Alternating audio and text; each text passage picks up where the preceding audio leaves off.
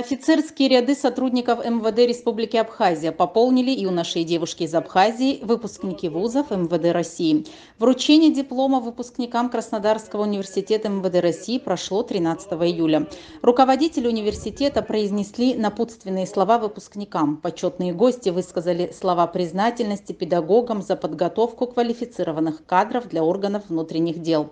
Под аккомпанемент духовного оркестра курсанты прошли торжественным маршем по Строевому плацу.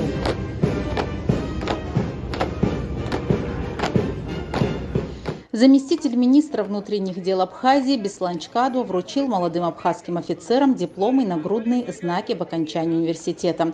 Краснодарский университет – крупный учебный, методический научный центр МВД России по подготовке, профессиональному обучению, переподготовке и повышению квалификации сотрудников органов внутренних дел.